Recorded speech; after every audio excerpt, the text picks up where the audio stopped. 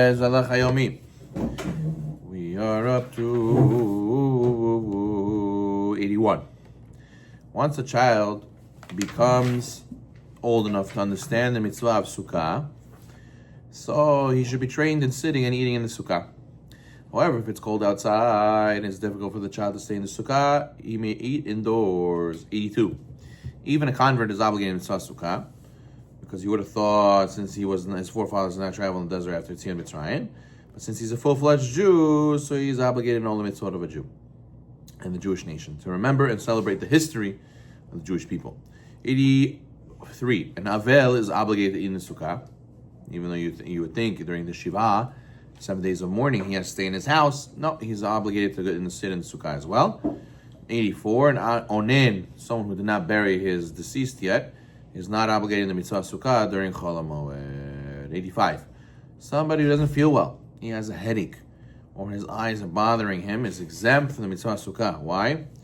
This means that we know there's a famous rule, mitzvah one who suffers is exempt from the Sukkah. So therefore, this guy's also suffering. It doesn't necessarily have to be that he's suffering from the Sukkah. It's just he's not comfortable sitting in the Sukkah. It makes his symptoms worse to be in the Sukkah. So therefore, he's exempt. 87. It is customary for a Hatan and those attending Sheva Brachot to eat in the Sukkah without reciting the Sheva Sukkah. 88. The meal eaten after Brit Milah must be also in the Sukkah. So if you have a Brit on Sukkot, you gotta do the meal in the Sukkah. I think last year we had that one in Shul. We had a Brit in the Sukkah. Even the Brit Milah itself should also be performed in the Sukkah if you're able to. So the weather is appropriate and the Sukkah is strong enough that wood chips and leaves from the walls of the schach should not drop down while the Brit Milah is taking place. So if it's a calm setting, it's preferable to do the Brit also in the Sukkah. 89. Any Sudat Mitzvah, Siyum HaSechet, Par Mitzvah, Pidyon HaBen, all should be celebrated in the Sukkah. 90. One who's traveling to perform a mitzvah or is collecting money for tzedakah is exempt from the mitzvah of Sukkah. Right? Because you're busy with the mitzvah, you're going to see your Rebbe, let's say, or you're going to go and do redemption of the person who's in jail, or or as a captive, or you're going to collect tzedakah. So all these things, you're busy with the mitzvah, so you're exempt from a mitzvah, or a mitzvah, even from Sukkah. 91. One who is traveling for business is exempt from the mitzvah Sukkah during daytime. But since there's no business at nighttime, so you have to find a place to eat at night and to sleep in the Sukkah. However, if one is traveling for leisure purposes, he went on Chol HaMoed on a trip for to have fun, he's obligated in mitzvah Sukkah both day and night. Therefore, one who's traveling for business may eat more than a kibitzah of bread on an airplane and may fall asleep on a bus. However, one who's traveling for leisure may not eat or sleep outside the Sukkah. Comes out that preferably if you're traveling during Chol HaMoed for leisure, even on a plane or a bus, you shouldn't fall asleep because you can't sleep outside the Sukkah. And you also shouldn't eat a meal because you can't eat a meal outside the Sukkah. You can't eat bread outside the Sukkah up to kibitzah. So therefore, a person has to be careful. 92. If one owns or works in a store all day and you had to work a Chol HaMoed, ideally you should not work a Chol HaMoed, but let's say you had to for whatever reason, you get fired, or you're gonna suffer some consequence that it's considered davar aved. So if he works on Chol HaMoed, he's obligated to eat his meals in Sukkah. Therefore, he should either build himself a Sukkah that's close to work, or only eat foods that do not require one to sit in a Sukkah. Have a poke bowl. A poke bowl with the rice and the fish, and there's no bread over there, there's no mezonot over there per se, there's no grains, so therefore that way you won't have to eat in the Sukkah or sushi. It's mezonot as well.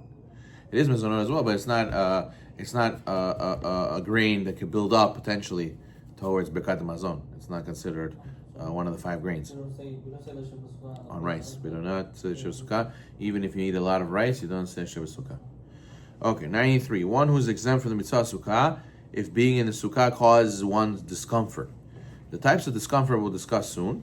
But anyways, if one experiences discomfort in the Sukkah, he's exempt if leaving the Sukkah will relieve the discomfort. Okay? 94. Not every person may claim he's discomforted, right? Only something that's considered a bother under normal circumstances. However, a person who is particularly finicky may claim that a certain situation is bothering him and make him exempt from the Sukkah. One of the biggest ones that make a person exempt is rain. Rain is considered a normal discomfort. that would exempt somebody from sitting in the Sukkah, but it's only for the duration during the rainfall. However, only great rainfall would make one's food become unappetizing, exempts one from eating in the Sukkah. So the guy says, oh, it's drizzling. That's it, no Sukkah. No, it's not so simple. It has to be, it starts dripping from the schach into your Sukkah, and it's going to make your food unappetizing. That's the type of rain that makes you exempt. Yeah, famously, the first night of Sukkot, they're very strict to sit in Sukkah, regardless if it's raining or not. We had this in Grenada. Yeah, wow. I got soaked. Oh, wow. So the Sephardim do not have that custom. They do not have that opinion. One who is unable to determine when he's no longer obligated to remain in the Sukkah may leave once he has seen enough rain has fallen that if the rain were falling in the roof of his home, he will go to another room. 96. If one recited the bracha l'shibas sukkah and it started raining, right, and rain began to pour before one ate the required kabetza, he may go indoors and his blessing is not considered in vain.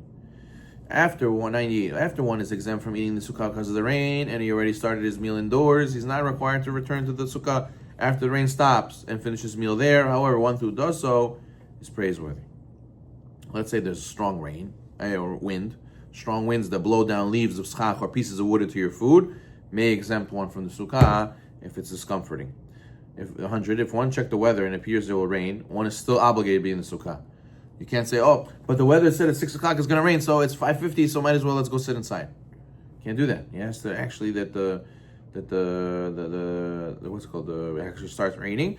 But since it's an argument, if you're obligated, better not to make a bracha. Bracha should preferably be omitted. 101, if the schach is especially thick and rain doesn't really enter your sukkah and you won't ruin your food, he may not go inside to eat, even when it's raining.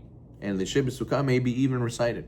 Let's say schach is very thick and it's pouring outside, but no rain is getting in. So he's allowed to sit in the sukkah and say the shibas sukkah because at the end of the day, he's not in discomfort. He's sitting normally. 102, one is not considered praiseworthy to remain in the sukkah while pouring rain. And certainly you're not allowed to say a bracha while eating in sukkah such a time. Rather, one should leave the sukkah respectfully and continue his meal indoors where he can enjoy his meal. One more. 103. If one's lights in the sukkah went out, and the sukkah is so dark you can't eat properly there, you're exempt. However, if you could go to your neighbor's sukkah, you're obligated to do so. Baruch Adonai Olam.